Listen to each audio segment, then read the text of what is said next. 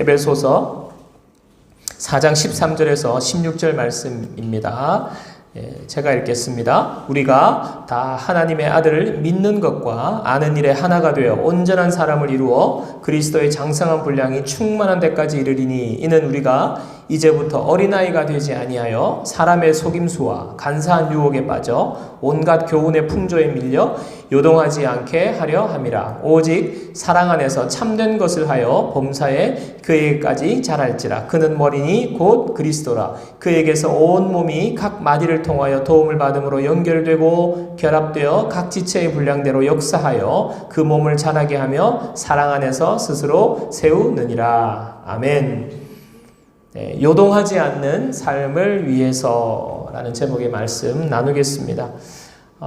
지금 태풍이 또 하나 올라오고 있는데요. 지난주에 또 우리가 태풍 마이삭이 우리 한반도를 지나갔습니다. 태풍이 부산을 지나가던 그 새벽에 제가 참 잠을 깼습니다.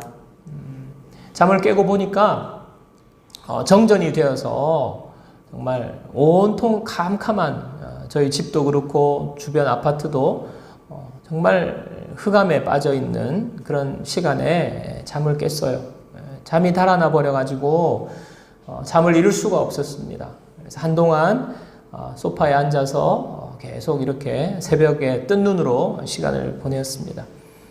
바깥을 보니까 그냥 비바람이 얼마나 세차게 몰아치고 있는지 태풍의 위력을 정말 실감할 수 있었던 시간이었는데요. 그 시간에 문득 참 이런 생각이 제 마음에 들었어요.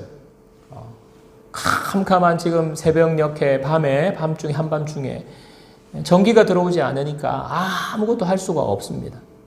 저 자신이 할 수 있는 게 아무것도 없고요.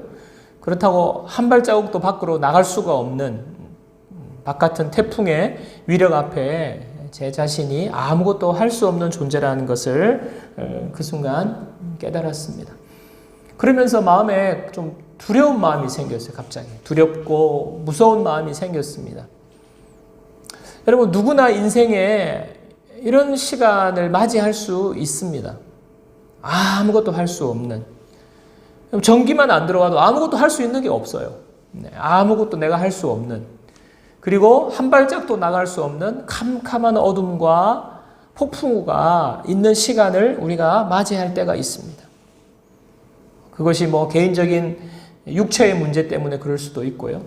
또 내가 하고 있는 사업의 어려움 때문에 그럴 수도 있고, 아니면 관계의 어려움 때문에도 그럴 수 있고, 하여튼 내가 겪는 모든 상황 속에서 이런 암흑과 아무것도 할 수 없는 시간을 맞이할 수 있다 하는 것입니다. 또 한편으로 드는 생각은 뭐냐면 개인의 암흑과 폭풍우가 시간이 있을 수 있지만은 이 세상에 마지막이 분명히 있다고 주님이 말씀하셔서 그 종말을 생각할 때에 참 그 종말에는 우리가 아무것도 할 수 없고 마지막 때에 환난의 시대가 온다고 했지 않습니까? 그 시간이 막상 지금 제가 이렇게 캄캄한 밤에 아무것도 할 수 없이 있는 이 상황과 굉장히 이렇게 오버랩이 되었어요. 그 시간에. 제가 평소에 종말에 대해서 그렇게 심각하게 생각하고 뼈저리게 느껴본 적이 잘 없는데 그날따라 하나님께서 그런 생각을 주신 것 같아요. 마지막 종말의 때에, 환난의 때에 우리가 그 시간에 정말 그 한가운데 있다고 할 때 내가 어떤 모습으로 있을 수 있을까? 지금처럼 갑자기 이런 두려운 마음이 들고 점점 세상이 힘들어져 가고 있잖아요. 그러다가 어려운 일이 생기고 정말 우리가 상상할 수 없는 일들이 얼마든지 생길 수 있다 하는 것입니다. 여러분, 지금 코로나도 우리가 상상이나 했습니까? 이렇게 1월부터 지금 8월, 9월까지 이렇게 마스크를 쓰면서 이렇게 위협 속에 우리가 살아갈 거라고 상상을 못한 일이 일어난 거예요. 그러니까 얼마든지 상상할 수 없는 어려운 일들이 일어난다 하는 것입니다. 그때가 올 수도 있다는 생각이 들면서 두려움이 많이 생겼어요. 여러분, 제가 그 새벽에 이런 마음으로, 정말 두려운 마음으로 시간을 한참을 보냈는데 한 주간 동안 그때에 제가 느꼈던 그 마음과 그 생각이 계속 되는 거예요. 내가 왜 그렇게 그때 두려워했지? 왜 그렇게 무서워했지? 뭐 이런 마음도 생기고요. 아, 내가 그 상황에 오면 여전히 두려워할까? 무서워할까? 또 두려움과 무서움, 어둠과 흑암과 폭풍 앞에서 나의 모습에 대해서 참 한 주간 동안 마음속에서 계속 마음에 맴돌았던 시간이 있습니다. 여러분은 그런 생각이 든 적 없으세요? 제가 금방 말씀드린 것처럼 문득 현실이 너무 두렵다는 생각, 만약에 종말의 시간이 다가왔을 때, 어떤 두려움의 시간이 다가왔을 때, 내가 그 가운데 지금 있을 때에 나는 어떻게 될까? 어떤 모습으로 서 있을까? 하는 그런 두려움을 느낄 만한 그런 순간 말입니다. 요즘은요, 이 세상이 너무 혼란스럽기 때문에 스트레스도 많고 굉장히 사는 것이 힘듭니다. 뭐 경제적인 부분도 그렇고요. 여러 가지 부분들이 우리를 힘들게 하고 있습니다. 뉴스나 인터넷이나 세상의 소식들을 볼 때요, 너무나 말도 많고 탈도 많고 주장도 많고 한마디로 너무 혼란스럽다는, 이 세상이 혼란스러운 것입니다. 여러분, 이런 세상을 보면서 우리는요, 특별하게 생각할 것이 아니라 주님의 말씀을 다시 떠올려야 됩니다. 그것이 뭐냐면 말세에 혼란한 시간이 온다는 것입니다. 말세에 종말의 때가 가까이 오고 있다는 것을 우리는 인식해야 하는 것입니다. 우리는 종말론적으로 사는 사람들이에요. 언제 주님이 오셔서 이 세상에 끝이 있다는 것입니다. 이 세상이 뭐 끝도 없고 영원해서 우리는 그냥 무한대의 시간을 아무 생각 없이 사는 존재가 아니라 우리는 종말의 때를 살아가고 있고 이 세상에 끝이 있다는 사실을 항상 인식하면서 살아야 한다는 것입니다. 여러분, 주님의 말씀을 기억하실 거예요. 주님은 그 종말의 때가 언제인지 그 날을 정확하게 우리에게 알 수 없다고 말씀하시면서 그러나 항상 준비하고 깨어있으라라고 말합니다. 마가복음 13장 32절 33절을 함께 보도록 하겠습니다. 그러나 그날과 그때는 아무도 모르나니 하늘에 있는 천사들도 아들도 모르고 아버지만 아시느니라. 주의하라, 깨어있으라. 그때가 언제인지 알지 못함이라. 주의하라, 깨어있으라고 말씀합니다. 여러분, 이 말씀은요, 우리에게 두려워하거나 염려하거나 무서워하거나 공포에 떨면서 그렇게 두려움에 떨고 있으라는 것을 말하는 것이 아닙니다. 그죠? 주의하라, 깨어있으라. 이 말씀이 생각나서 제가 앞에서 그 새벽에, 태풍이 부는 그 새벽에 무섭고 두려워하는 마음에 대해서 며칠을 생각하게 된 거예요. 주님께서는 주의하라, 깨어있으라고 말씀하셨습니다. 이 말씀이 제대로 저에게 작동하고 있는지, 내가 그 주의하고 깨어있는 삶을 살고 있는지, 주의하고 깨어있는 삶 속에는요, 두려워하거나 무서워하거나 막연하게 공포감을 느끼는 마음이 아닙니다. 그래서 오늘 말씀을 통해서 저는요, 이 종말의 시대를 우리가 살고 있다는 것을 우리가 다시 한 번 더 우리가 기억하고 이 종말의 시대에 어떻게 어떤 모습으로 살아가는 것이 주님이 원하시는 삶인지 저와 여러분 나누기를 원합니다. 오늘 14절 말씀을 다시 한번 보십시오. 이는 우리가 이제부터 어린아이가 되지 아니하여 사람의 속임수와 간사한 유혹에 빠져 온갖 교훈의 풍조에 밀려 요동하지 않게 하려 함이라. 여러분 14절 중반부에 보시면요, 사람의 속임수와 간사한 유혹에 빠져 온갖 교훈의 풍조에 밀려 요동하지 않게 하려 함이라. 여러분 사도 바울을 통해서 우리에게 주시는 에베소서의 권면의 말씀은 무엇입니까? 바로 요동하지 않는 삶이에요. 요동하지 말라는 것입니다. 여러분 요동한다는 말은 원어적으로 볼 때는요, 불안정하다는 말이에요. 불안정하다는 말. 그 다음에 조종을 당한다라는 말입니다. 조종당한다. 실수하기 쉽다 하는 것입니다. 불안정하고 조종당하기 쉽고 실수하기 쉬운 그런 의미가 바로 요동한다는 말이에요. 여러분 요동하는 삶은요, 쉽게 말하면요, 이런 비유를 들 수 있어요. 바다 위를 표류하는 배와 같은 거예요. 여러분 그냥 사람이 이렇게 노를 젓는 배가 바다 위에 지금 표류를 하고 있습니다. 여러분 충분히 상상이 되지 않습니까? 바람이 부는 대로 그냥 떠내려가는 거예요. 파도가 치는 대로 그냥 이리 출렁 저리 출렁 흔들리고 위태위태하다가 결국에는 어떻게 되는 것입니까? 파선 상태가 되는 그 배, 바다 위를 표류하는 배. 같은 것이 요동하는 삶이라는 거예요. 여러분, 요즘 들어서 우리가 굉장히 혼란스럽고 굉장히 피곤하고 그냥 뭐 인터넷을 본다든 뉴스를 보면 그냥 짜증이 막 올라오잖아요. 막 화가 나잖아요. 왜 그럴까? 막 왜? 너무너무 싫잖아요. 우리 마음이 혼란스러워요. 이렇게 혼란스럽게 느끼는 것은요, 이렇게 고백하는 것은, 혼란스러움 때문에 힘들다고 고백하는 것은 세상의 여러 가지 가치관과 여러 가지 유혹과 교훈과 사람들의 여러 가지 이야기들, 속임수, 오늘 여기서 말씀하시는, 하나님 말씀이 말씀하시는 사람들의 속임수와 여러 가지 교훈과 이런 것들이 넘쳐나기 때문입니다. 난무하기 때문입니다. 오늘 말씀하시는 하나님의 말씀이 지금 이 세상의 모습이에요. 그 유혹과 교훈과 여러 가지 사람들의 속임수와 가치관이 난무하는 이 바다 한가운데에 우리가 어떻게 지금 그냥 떠있는 배와 같이 있기 때문에 요동한다 하는 것입니다.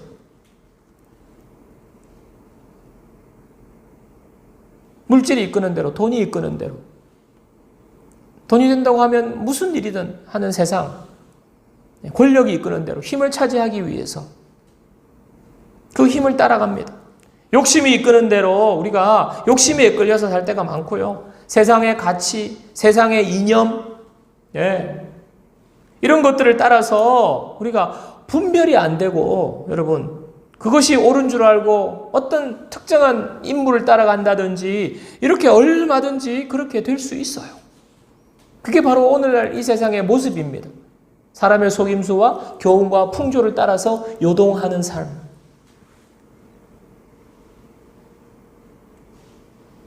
이 요동하는 삶을 살지 않기 위함이라. 하나님이 원하시는 것은요, 우리가 이 세상의 풍조와 사조와 교훈과 가치를 따라서 이리저리 흔들리면서 요동하는 삶이 아니라 하나님의 자녀로서 흔들리지 않는 삶. 요동하지 않는 삶을 살기를 원하시는 거예요. 오늘 본문의 앞에 11절에, 앞절에 나오는 11절에 보면요, 그가 어떤 사람은 사도로, 어떤 사람은 선지자로, 어떤 사람은 복음 전하는 자로, 어떤 사람은 목사와 교사로 삼으셨으니. 여러분, 이 말씀은 하나님께서 역사를 통하여서 하나님의 사람, 하나님의 사역자들을 세우셨다 하는 것이죠. 지금은 뭐가 있습니까? 목사와 교사.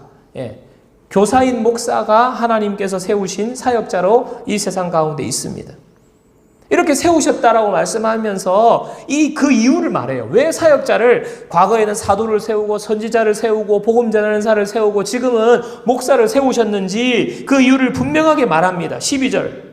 이는 세우셨으니, 교사로, 목사와 교사로 삼으셨으니, 이는 이유가 나와요. 성도를 온전하게 하여 봉사일을 하게 하며 그리스도의 몸을 세우려 하심이라.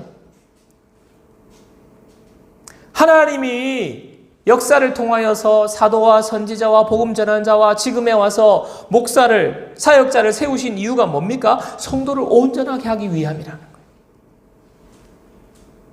여러분, 제가 이 교회를 담임하고 이 교회를 섬기는 목사로 있는 이유가 바로 여러분을 온전하게 하기 위함이에요. 하나님의 사역자를 세우시는 하나님의 비전과 목표는 분명해요. 다른 것이 아니에요. 온전하게, 성도를 온전하게 세워서 주님의 교회를 세우는 것입니다. 그러면서 이어지는 말씀이 바로 오늘 13절, 14절의 말씀이에요. 온전하게 세워서 뭐 어떻게 하겠다는 거냐? 바로 13절의 말씀 다시 한번 읽겠습니다. 우리가 다 하나님의 아들을 믿는 것과 아는 일에 하나가 되어 온전한 사람을 이루어. 여기도 온전한 사람을 이룬다는 말이 계속 나오고 있죠. 온전한 사람을 이루는 거예요. 그리고 그리스도의 장성한 분량이 충만한 데까지 이른다. 그러면서 14절, 요동하지 않는 데까지 나아가는 거예요. 여러분, 이런 맥락을 쭉, 말씀을 쭉, 이런 맥락을 가지고 보면, 여러분, 교회는요, 이 세상에 있지만은 절대로 이 세상과 함께 요동하는 곳이 아니라, 아무리 이 세상이 요동하고 혼란스럽고 해도 교회는 요동하지 않는 곳이 바로 교회예요. 아무리 세상이 혼란스럽고, 아무리 세상이 요란하고, 아무리 세상에 난리가 난다 해도 참된 평안이 있는 곳이 바로 교회가 되어야 하는 것입니다. 그곳이 바로 교회예요. 평안이 있고 견고함이 있고 흔들리지 않는, 여러분 그래서 교회는요 세상에 빛이 되는 거예요. 절대적인 흔들리지 않는 거예요. 세상의 기준이 되는 거예요. 교회가 세상이 교회를 보고 저곳이구나, 캄캄한 바다 가운데 등대와 같은 것이 교회예요. 세상 사람들이 막 이리저리 흔들리다가도 빛을 보고 그냥 방향을 잡는 것 아닙니까? 원래 교회는 그런 곳이에요. 하나님이 세워주신 교회는. 여러분, 어린아이와 성인의 차이가 무엇입니까? 여러 가지가 있겠습니다만은 그래도 성인은요 흔들리지 않는다는 거예요. 아이들은 조금만 아프고 힘들고 하면 그냥 울었다가 웃었다가 막 이래저래 얼마나 요동이 심합니까? 그러나 성인은 쉽게 요동하지 않는다는 것이 중요한 차이입니다. 생각과 말과 행동이 이렇게 요동하지 않는 거예요. 성숙한 거예요. 성숙한 어른의 모습입니다. 하나님께서 우리에게 요구하시는 모습은요, 요동하지 않는, 흔들리지 않는 성숙한 어른의 모습입니다. 여러분은 어떻게 영적으로 여러분 어린아이입니까? 아니면 성숙한 어른입니까? 요동하지 않는 성인입니까? 요동하지 않는 삶은요, 요동하지 않는 성숙한 온전한 사람이 된다 하는 것입니다. 온전한 사람이 될 때에 요동하지 않는 거예요. 온전한 사람, 온전한이라는 말을 들으면 여러분 부담을 느끼는 사람이 있을지 모르겠습니다. 이 온전한이라는 단어는 헬라어로 텔레이오스라는 단어예요. 텔레이오스. 영어로 하면, 근데 이 단어는요, 온전한, 한글은 온전하다 하니까 perfect라는 느낌이 많이 드는데, 텔레이오스라는 단어는 perfect가 아니라 mature, 성숙한이라는 단어예요. 성숙한 사람이 되는 것입니다. 여러분, 그래서 교회는 온전한 사람으로, 주님의 사람으로, 성숙한 사람으로 들어오는 사람들이 그렇게 변화되어 가는 곳이 바로 교회가 되어야 하는 것입니다. 저와 여러분들 모두가 이 험한 세상 가운데 이리저리 요동하는 삶이 아니라 우리의 마음이, 우리의 감정이, 우리의 생각이, 우리의 말이, 우리의 행동이 흔들리고 요동하는 것이 아니라 바다 위를漂流하는 배와 같은 존재가 아니라 견고하고 흔들리지 아니하고 요동하지 않는 그런 성숙한 주의 자녀들 되기를 주님의 이름으로 축원합니다.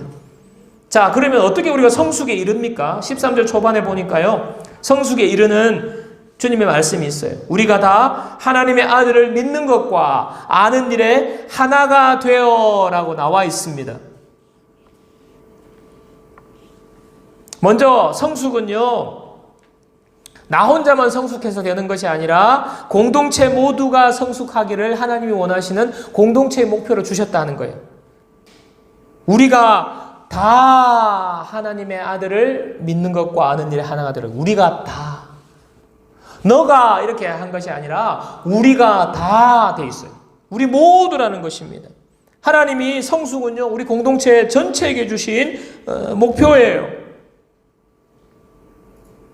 우리는요, 한 목표를 향해 달려가는 사람들입니다. 그래서 여러분, 우리는요, 교회에서 사람들을 만날 때, 성도들을 만날 때 착각을 해요.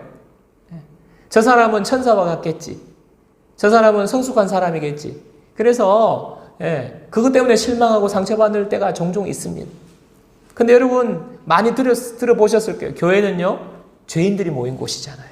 교회는요, 미성숙한 사람들이 모여 있는 곳이에요. 어린 아이와 같은 존재들이 영적으로 이제 갓난아이서부터 자라고 있는 사람들이 모여서 성숙이라는 목표를 향해서 달려가는 곳이 바로 교회입니다.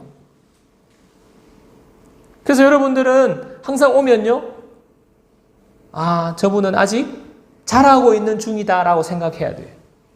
우리 집사님은 자라고 있는 중이다. 나도 자라고 있는 중이다. 실수할 수 있어요. 그러나 자라고 있는 중이다. 어떻게 자라가야 된다고요? 믿음으로 자라가는, 믿음으로. 교회는요, 믿음을 키우는 곳이에요. 교회는 믿음을 키우는 곳이에요.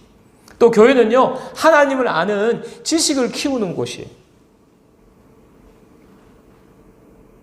여러분, 교회 와서 무엇 때문에 교회에 오는지도 모르고 교회에 오시는 분들이 혹 있을 수 있어요. 그냥 습관적으로 어릴 때부터 모태신앙으로 갔기 때문에 그냥 아침 되면 막 일어나서 그리고 교회 와서 그냥 봉사하는 것이 너무너무 그냥 봉사를 낙으로 생각하고 오시는 분도 있을 수 있어요. 물론 필요합니다.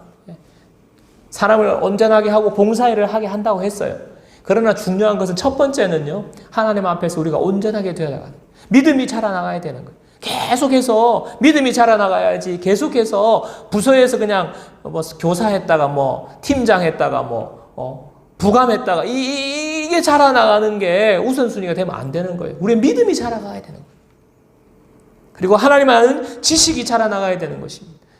교회 와가지고 점점 사람만 많이 알고 인맥이나 또는 사업을 위하여서 여기 큰 교회는 나가줘야 되겠다 해가지고 사람들 이렇게 관계를 넓히는 인맥의 장이나 커뮤니티 같은 정도로 생각하면 안 돼요. 개인의 커리어를 위해서 교회를 이렇게 다니는 사람 아닙니다. 하나님이 원하시는 것은 그것이 아니에요. 믿음을 키우고 지식을 키우는 곳이 바로 교회예요. 그래서 우리는요, 성숙한 사람이 되기 위해서 우리가 목표로 세워야 되는 것은 하나님을 믿는, 아들을 믿는 믿음과 지식인데, 뜨겁게 예수님을 사랑하는 사람이 되어야 하는 거예요.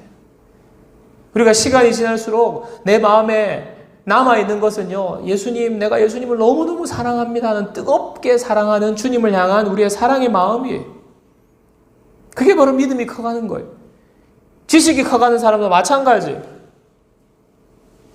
여러분, 교회에 아무리 오래 출석을 하고 모태신앙으로 교회를 평생 다녔는데, 모태신앙부터 지금까지 다녔는데 믿음이 자라지 않는다, 하나님에 대해서 아는 것이 전혀 없다, 보면 알아요. 보면 저분이 신앙의 경력은 오래되었는데 믿음이 자랐는지, 지식이 자랐는지 대화해보면 알죠. 여전히 교회는 다니지만 주중에 세상의 가치관을 따라 살고 세상이 좋아하는 거 좋아하고, 전혀 다른 모습으로 산다면요, 신앙생활 한다고 교회 드나든 시간이 다 헛된 시간 보낸 거예요. 여러분, 우리는 하나님이 부르신 이상 하나님 앞에서 우리는 예수님을 믿는 믿음과 예수님을 아는 지식에 점점 자라가는 것에 우리가 한마음 한뜻이 되어서 우리 공동체가 함께 달려가야 하는, 하나님께서 우리에게 주신 목표라는 것을 여러분은 꼭 가슴에 새기시기를 주님의 이름으로 축원합니다. 그래서요, 모이면 우리는 믿음이 자라도록 격려하는 거예요. 믿음이 자라도록. 세상 이야기하고 여러 가지 마음의 감정대로 이야기하는 것, 세상 사람들은 그럴 수 있어요. 그냥 육아의 어려움이라든지 남편에 대한 욕 실컷 하고 마음이 후련할 수 있어요. 그러나 그것으로 끝나는 것이 교회는 아닙니다. 믿음이 자라는 것, 격려하고 자극하고 노력하는 것입니다. 어떻게 믿음이 자라게 할 수 있습니까? 어떻게 하면 믿음이 자랄까요? 예를 들자면 함께 큐티하는 것입니다. 매일매일 말씀 한 구절씩 읽고 우리가 큐티하는 것입니다. 그리고 큐티를 나누는 것입니다. 함께 성경을 통독하는 것도 좋은 방법이에요. 왜냐하면 믿음은 들음에서 난다고 했으니까 우리의 믿음이 자라기 위해서는 함께 말씀을 통독하는 것입니다. 그리고 궁금한 거 나누는 것입니다. 은혜 받은 걸 나누는 것입니다. 이렇게 하는 계속 나눔을 통하여서, 말씀을 나눔을 통하여서 우리의 믿음이 자라가게 되고 지식에까지, 주님을 아는 지식이 점점점 자라가는 것입니다. 그래서 우리 공동체는 믿음을 키우고 하나님을 아는 지식을 키우는 그 목표로 하나가 되어 있다라는 사실을 여러분 기억하셔야 되는 것입니다. 또 하나는요, 이런 성숙의 똑같은 한 목표를 가지라는 뜻도 있지만은 하나님을, 아들을 믿는 믿은 것과 아는 일에 하나가 되라는 말은 믿음과 지식이 하나가 되어야 한다는 말이에요. 믿음이 올라가면 지식도 따라 올라가고, 지식이 올라가는 만큼 믿음도 따라 올라가고 함께 가라는 거예요. 여러분, 믿음이 점점 자라면 나타나는 증상이 있어요. 그게 뭐냐 하면 하나님을 더 알고 싶어 하는 거예요. 하나님. 여러분, 처음 예수 믿은 사람들이 진짜 예수님을 믿고요, 믿음을 가지게 되면요, 하나님을 알고 싶어요. 궁금증이 자꾸 생겨요. 그래서 막 성경도 얼마나, 세상에 성경 안 읽던 사람이 예수님을 읽고 나면 성경이 읽고 싶어지고요, 말씀을 듣고 싶어 하고, 이런 일이 정상적인 거예요. 이렇게 일어나는 거예요. 그래서 믿음이 자라는 거는 하나님을 알고 싶은 갈망이 높아지는 거예요. 그래서 여러분, 이렇게 진단해 볼 수 있어요. 내가 지금 뭐 성경도 읽고 싶지도 않고 하나님을 알고 싶은 마음이 없다? 그러면 내 믿음의 상태가 지금 바닥이라는 거예요. 함께 가는 거예요. 함께 가는. 성장이 멈춰 있다는 것입니다. 또 역으로요, 하나님을 아는 지식이 또 점점 늘어나면요, 믿음이 더 성장하게 돼 있어요. 그러니까 믿음이 가면 지식이 가고, 지식이 좀 앞서거니 하면 또 믿음이 따라가고, 이게 선하게 지금 서로 끌고 가는 거예요. 선순환을 일으키는 것입니다. 함께 성장하게 되는 것입니다. 이게 정상이에요. 믿음이 자라고 지식이 함께 자라는 것.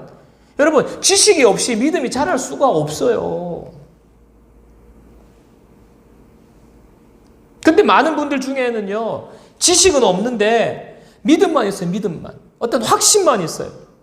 할 수 있다, 뭐 하면 된다, 해보자, 뭐 주님이 뭐 들어주자. 막무가내 어떤 그런처럼 보이는 믿음이 있어요. 이게 말이 안 되는데 이것은 지식이 없는 믿음입니다. 오늘 여기서 말하는 믿음과 지식이 하나 되어야 되는데 지식은 빠져버리고 믿음만 있는 믿음인데, 여러분, 지식 없이 믿음만 있는 믿음은 이건 참 믿음이라고 할 수 없어요, 사실은. 그런데 막 믿음 좋다 하는 분들 중에서는요, 말씀은 뭐 읽지 않고 막 그냥 계속 그냥 막 기도만 하고 막 이렇게 하는 분들 어떻습니까? 맹목적인 신앙에 빠지잖아요. 맹목적인 신앙. 믿습니다 하는데 알고 보면요, 하나님의 뜻과는 거리가 멀어요. 하나님의 뜻을 몰라요. 그냥 어떻게 내려오던 뭐 그런, 결국에는 뭐가 됩니까? 내 중심의 신앙으로 갈 수밖에 없는 거예요. 내 중심의 신앙. 나의 목적을 이루는데 신앙을 이용하는 거예요. 잘 되고 축복받고 그러면 하나님이 영광 받으시는 줄 알아요. 그런 신앙에 빠져버리는 게 기복신앙이 바로 그런 것입니다. 지식이 빠져버리면요, 기복신앙에 빠지는 거예요. 반대로 믿음이 없고 지식만 있다. 여러분, 이 경우는 또 말이 안 되는데, 여러분, 믿음 없이 지식만 있는 경우는 아무 소용이 없는 건 지식이에요. 지식. 내가 예수님을 믿고 예수님을 내 삶의 주인으로 모시는 믿음이 없는데 성경만 많이 안다고 해가지고 이게 어떻게 나를 구원합니까? 구원하지 못하잖아요. 내 삶에 아무런 능력이 나타나지 않는 것이 바로 믿음만 없이 지식만 가득 차 있는 그것입니다. 그래서 우리는요, 믿음과 지식이 함께 하나가 되는 이런 성숙한 사람이 되어야 하는 것입니다. 여러분, 우리가 사는 이 세상을 앞에도 말씀드렸지만 다시 한번 살펴보십시오. 얼마나 많은 수많은 사람의 속임수와 사람의 교훈들과 지식들과 여러 가지 가치관들이 지금 이 세상에 넘쳐나면서 그 지식을 따라오라고, 여기가 진짜라고, 이거 해야 된다고, 얼마나 우리에게 도전하는 시대를 우리가 살고 있습니까? 그 가운데 있는 여러분의 모습을 살펴보세요. 우리의 삶의 안정감을 누립니까? 우리의 감정이 요동하지 않고 우리의 감정에 평안함이 있습니까? 우리의 내적인 영적인 평안함을 유지하고 있습니까? 대인관계도 마찬가지예요. 사람과의 관계도. 우리의 관계 속에 무수한 관계들이 우리에게 도전해 옵니다. 그러나 우리는요, 그 관계 속에서 요동하지 않는 삶을 저와 여러분들 살고 있는지 한번 점검해 보세요.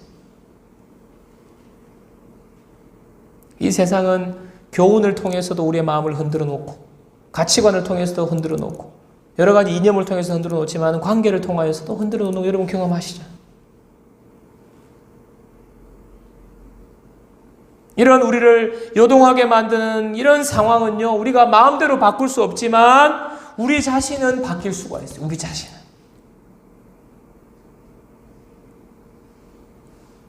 아무리 파도가 친다고 해도 그 바다 한가운데 있는 배가 두꺼운 밧줄로 항구와 딱 연결이 되어 있다면 그 배는 흔들리지 않는 것입니다. 주님께서 붙들고 있는 것과 똑같은 거예요. 그러니까 믿음이 우리를 붙잡아주고 있습니다. 하나님의 지식이 우리를 붙잡아주고 있는 거예요. 우리의 마음이 요동하게 할 때 하나님의 말씀이 우리 마음을 붙잡아 딱 주는 거예요. 너 그거 요동할 필요 없어. 이런 거야. 말씀이 우리를 붙잡아 주는 거예요. 이런 믿음과 지식으로 충만한 사람이 될 때에 우리는 요동하지 않는 삶을 살게 되는 것입니다. 주님이 원하는 것이 있습니다. 주님, 이제부터는 주님은 우리가 어린아이가 되지 않기를 원하세요. 여러분, 이 세상에서 요동하지 않은 삶을 살기를 원하십니까? 관계 속에서 여러분 흔들리지 않는, 요동하지 않은 삶을 살기를 원하십니까? 어린아이에서 벗어나는 거예요.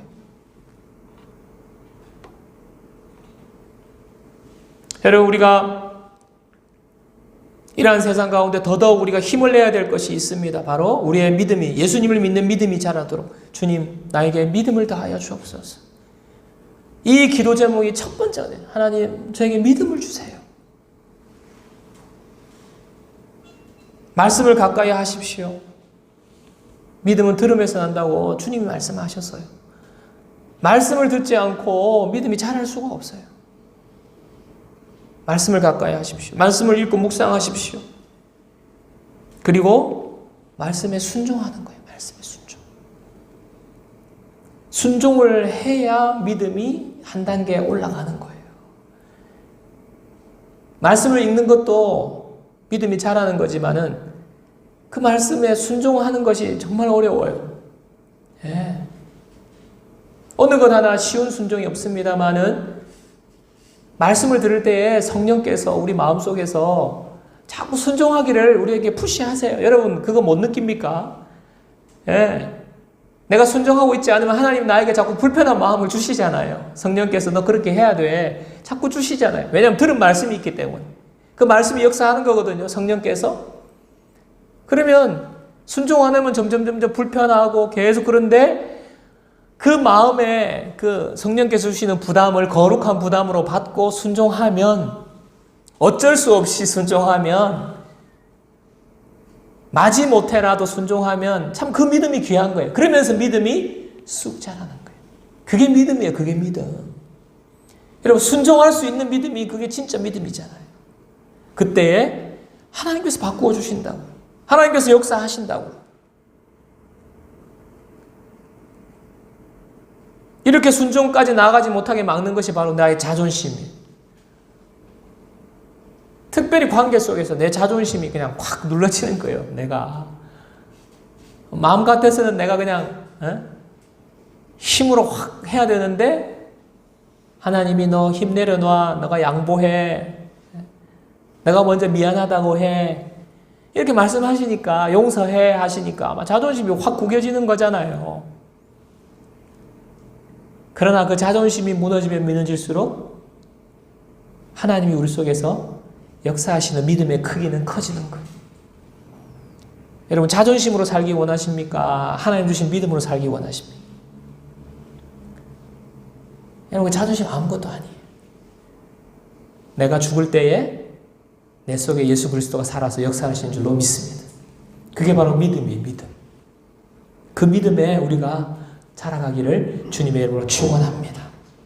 여러분, 그렇게 순종할 때에 우리가 이기는 거예요. 결과적으로 우리가 이기는 거예요. 놀라운 일이 일어나는 거고요. 믿음이 자라게 됩니다. 예수님을 알아가는 일에 열심을 내십시오. 우리가 지금은 비대면이고 모임의 활성화가 되기 어려운 상황 속에 있어서 여러분, 개인적으로 큐티하고 개인적으로 말씀 읽고 또는 SNS를 통해서 우리가 말씀을 나누고 체크하는 거 참 좋은 거지만, 앞으로 우리가 말씀을 배우고 우리가 영적으로 하나님을 알아가는 것에 내 생에 가장 귀한 것 주 아는 것, 내 생에 가장 귀한 것 주 아는 것, 주님을 알미라. 내 생에 가장 귀한 것, 주님을 알아가는 것. 영적인 독서와 영적인 대화, 좋은 강의. 여러분, 우리의 많은 시간을 지금 유튜브나 강의들이 많이 올라오고 있는데 이런 잘 선택하셔야 돼요. 취사 선택 잘 하셔야 돼요. 잘못하면요, 잘못된 지식으로 우리의 생각이 그냥 엉뚱한 데로 가는. 바른 지식으로, 주님을 아는 지식으로 충만하게 되도록. 그러나 우리가 분명하게 하나님 앞에 가려서, 그래서 교육자가 필요한 거예요. 사역자가 필요한 거예요. 물어보시길 바랍니다. 이분 말씀 들어도 되는지, 이 영상 봐도 되는지. 지금 그게 제일 안전한 것 같아요. 그래서 믿음이 자라도록, 우리가 주님을 아는데 성장해 나가도록 요동하지 않는 삶은 이것이 비밀입니다. 하나님의 아들을 믿는 믿음과 지식의 하나가 되어서 성숙한 사람, 그리스도의 장성한 분량이 충만한 데까지 자라가는. 여러분, 이 시대에 우리가 이거 하지 않으면요, 우리는요 이리저리 흔들리다가 우리 인생 다 가버릴 거예요. 너무너무 힘든 시간을 보낼 것입니다. 여러분을 축복합니다. 믿음과 지식이 함께 자라면서 성숙한 사람으로 변화되어 가십시오. 그렇게 되기를 갈망하십시오. 그것이 바로 이 시대에 요동하지 않는 삶을 살기를 원하시는 주님의 뜻입니다. 우리 공동체가 성숙한 사람, 성숙한 공동체로 변화되는 이 일을 향하여 달려가는, 힘써 달려가는, 그래서 요동하지 않는 교회로, 이 세상 가운데 흔들리는 많은 사람들이 우리 교회를 보고 저곳이구나, 요동하지 않는 저곳을 내가 가야 되겠구나, 이렇게 결심하고 찾아올 수 있는, 흔들리지 않는 공동체, 요동하지 않는 공동체로 세워져 가기를 주님의 이름으로 축원드립니다.